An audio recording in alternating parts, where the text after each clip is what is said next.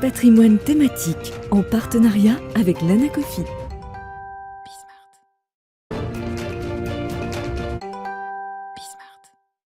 Et c'est parti donc pour Patrimoine thématique, un patrimoine thématique consacré comme tous les lundis à la thématique immobilière. Aujourd'hui, on va s'intéresser au monde du syndic de copropriété qui se transforme avec le digital. Nous allons tenter de comprendre comment les besoins et les envies des propriétaires ont évolué ces dernières années, déjà s'ils ont évolué. Et on va même se demander si la pandémie a eu un effet en matière de gestion de copropriété et d'acceptation de l'innovation et du digital.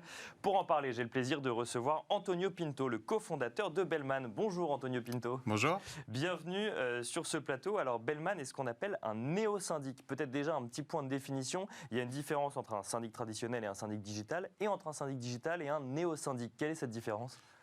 La différence, c'est le digital. C'est l'utilisation du numérique, autant en interne que vis-à-vis des copropriétaires.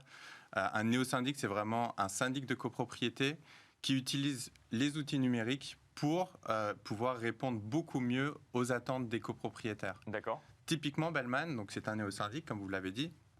C'est un néo-syndic qui a développé une plateforme numérique qui permet à la fois à ses gestionnaires de copropriété, ses comptables de copropriété, d'arrêter de perdre du temps sur toutes ces tâches chronophages grâce à des automatisations et à des outils performants. D'accord. Et ça permet également aux copropriétaires de beaucoup mieux collaborer avec leurs gestionnaires et leurs comptables en suivant absolument toutes les actions effectuées par le gestionnaire, en suivant typiquement depuis la réception des devis jusqu'aux demandes d'intervention, la réception de la facture, puis le paiement de la facture. Ils vont vraiment pouvoir suivre absolument tout sur cette plateforme numérique. Alors, une plateforme numérique, mais alors, quand on lit un petit peu l'évolution des syndics sur Internet, on entend souvent des néo-syndics dire « Attention, nous ne sommes pas des syndics digitaux ». Quelle est la différence entre les deux alors ? Alors, ils disent souvent « Nous ne sommes pas un syndic en ligne ». Ah, en ligne, oui, c'est ça. Syndic en ligne, c'est des syndics qui finalement vont uniquement faire la partie administrative, ne vont jamais se rendre sur l'immeuble et qui du coup ne vont pas vraiment avoir une vraie connaissance de l'immeuble.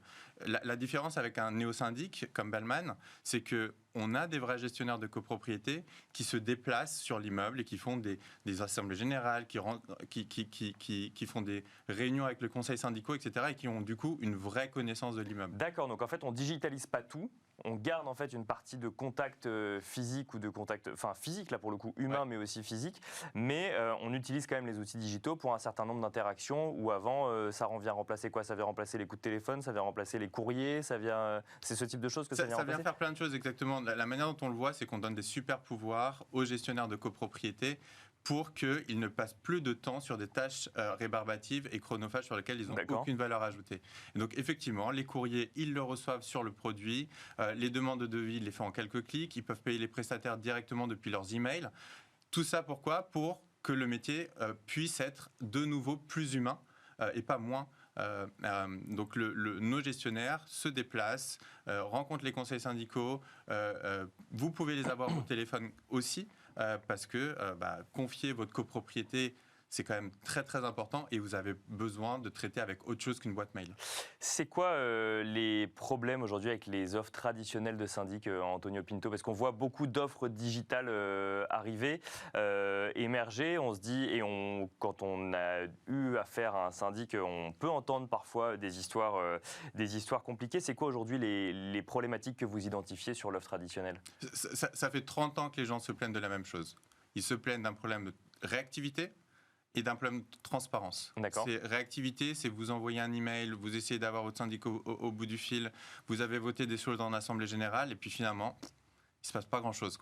La transparence, c'est vous payez entre 15 et 30 euros par mois et puis finalement, votre syndic, c'est un peu une boîte noire pour avoir la moindre information. C'est un peu la croix et la bannière. Vous avez personne au bout du fil, vous ne savez pas si la facture elle est payée, vous ne savez pas à quoi elle correspond. Enfin, c'est extrêmement compliqué. Le numérique permet justement de corriger ces deux choses. La réactivité, en donnant des super pouvoirs aux gestionnaires de copropriété pour qu'ils arrêtent de passer du temps sur tout un tas de choses qui viennent polluer leur quotidien et sur lesquelles ils n'ont aucune valeur ajoutée. La transparence via la communication de tout ce qui se passe dans le cabinet et de tout ce qu'on est en train de faire pour la copropriété. Est-ce que ça a un impact sur le prix? Alors, je ne parle pas du prix de Bellman, mais effectivement, prenons un exemple pratique. On a un dégât des eaux dans une partie commune. C'est le syndic qui doit gérer. On est propriétaire de son appartement. On se dit, bon, bah tiens, c'est le syndic qui va gérer. Mais derrière, il y a un coût qui va être répercuté sur les travaux en question, sur l'ensemble des copropriétaires. Là, généralement, on a une vision assez opaque de la façon dont c'est géré. Est-ce que là, ça veut dire que le copropriétaire a la possibilité de choisir entre différents devis, de faire un vote, mettons, entre les différents copropriétaires? Comment est-ce que ça se passe à ce niveau-là? Est-ce que, du coup, on peut espérer perdre, entre guillemets, payer moins cher des prestations parce qu'on aurait plus d'informations? Alors oui, tout à fait. On a typiquement sur notre plateforme des possibilités de voter pour des devis, etc. Mais disons qu'un syndic, vous le payez à l'année. Donc, ce qui va se passer tout au long de l'année, c'est quand même globalement cadré et voté lors de l'Assemblée générale. Vous allez voter un forfait, mais qui est généralement agrémenté chez les syndics traditionnels par tout un tas de facturations additionnelles, effectivement. Et là, un néo-syndic, en termes de culture et en termes de transparence, en tout cas chez Bellman, ce qu'on a fait, c'est que le contrat est absolument tout inclus. D'accord. En revanche, pour la gestion de ces fuites, etc., effectivement, ce sera au cas par cas. Mais la facturation de Bellman, vous allez payer le plombier, évidemment, mais la facturation Bellman, il n'y en aura pas en supplément. D'accord. Okay. Et là, en revanche, où vous allez gagner sur la note finale à la fin de l'année, c'est que si votre syndic de copropriété fait du meilleur travail, notamment en allant renégocier tous les contrats onéreux de votre copropriété, là, vous allez pouvoir vraiment faire baisser les coûts, les charges de votre copropriété. Typiquement, Bellman, de manière proactive, on va renégocier le contrat d'assurance. Et ça, c'est un argumentaire pour changer potentiellement de syndic quand vous allez voir une copropriété, c'est de dire, si vous passez par nous, globalement, on va commencer par renégocier avant de gérer l'immeuble, c'est ça? Exactement. Et ça, pourquoi on est capable de le faire? C'est qu'en fait, on a redégagé du temps à nos gestionnaires qui, du coup, peuvent passer plus de temps sur la renégociation de ces contrats. Enfin, vous savez, le syndic de copropriété, ça représente à peu près 10% des coûts de la copropriété. C'est pas grand-chose finalement.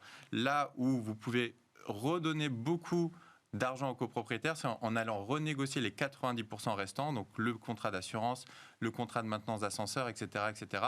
Et ça, c'est une chose sur laquelle Bellman a une équipe dédiée et sur laquelle on travaille de manière proactive. Et ces renégociations, on peut faire baisser drastiquement le coût des prestations ou On a déjà divisé certaines fois le contrat d'assurance par 2, ce qui est représenté sur la copropriété. Ça dépend de la taille de la copro, mais ça représentait 50 € d'économisés en moyenne par copropriétaire par mois. Comment on l'explique? C'est parce que ça avait été négocié il y a très longtemps et que ça n'avait jamais été, on s'était jamais replongé dedans en l'occurrence.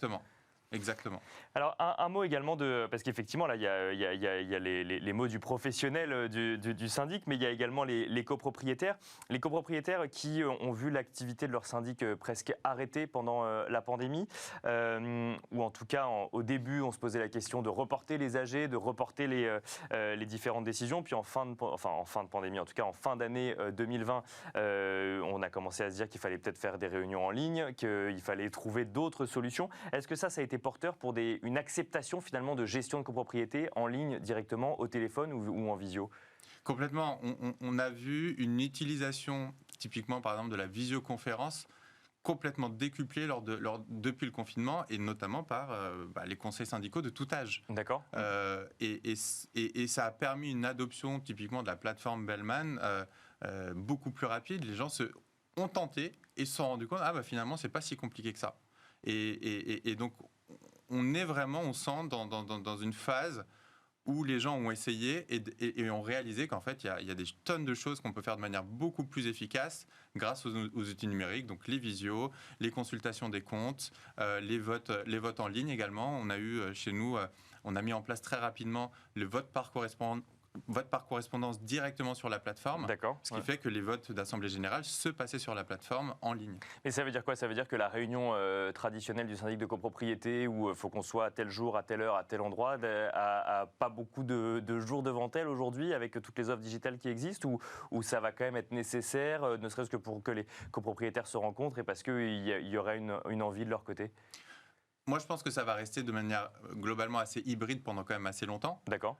la réalité, c'est qu'il y a certains copropriétaires qui aiment bien ce moment une fois par an. Bien sûr, oui, il y a un moment d'échange aussi quand même. C'est comme le fait de revenir au bureau ou pas revenir au bureau, on est content de voir les gens. Oui, bien sûr. Je pense que l'analogie est très très bonne, c'est exactement ça. C'est comme si on pensait que à cause du Covid, tout le monde allait être en télétravail à partir de maintenant. Il y a des choses qui sont très très bien dans le modèle physique de l'Assemblée générale, c'est les débats, c'est les échanges, c'est le fait de se rencontrer, de connaître enfin le voisin qui est à côté. Donc oui, la visio permet de faire un certain nombre de choses comme ça, mais voilà, je pense qu'on va rester sur un modèle assez hybride. Alors, sur ce fonctionnement un peu digital, donc de néo-syndic, est-ce qu'il y a des services qu'on peut offrir en plus par rapport à une offre traditionnelle? Et à l'inverse, est-ce qu'il y a des services qu'on n'aurait pas par rapport à une offre traditionnelle? Nous, on imagine qu'aujourd'hui, faire notre travail de syndic de copropriété, c'est vraiment la première étape de Bellman. Mais la réalité, c'est qu'on peut aller quand même beaucoup, beaucoup plus loin. Aujourd'hui, en mettant à disposition des copropriétaires une plateforme pour qu'ils puissent suivre les comptes, suivre ce que fait le gestionnaire, etc., la réalité, c'est qu'en fait, si on continue de réfléchir un petit peu, on peut très bien commencer à mettre des outils un peu plus pour améliorer la vie des copropriétaires. Donc, typiquement, avec de la recommandation en interne dans l'immeuble, vous cherchez une nounou, en fait, vous demandez à votre voisin. Vous avez...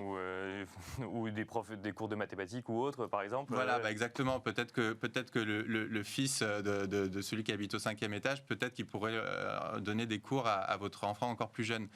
Donc, tout ça, c'est exactement le type de choses qu'on va développer dans les mois et années à venir pour continuer d'améliorer la vie dans la copropriété. Merci beaucoup Antonio Pinto d'être venu nous présenter du coup le fonctionnement d'un néo-syndic avec l'exemple de Bellman. Et je rappelle que vous êtes le cofondateur de Bellman. Quant à nous, on se retrouve tout de suite dans Enjeu Patrimoine.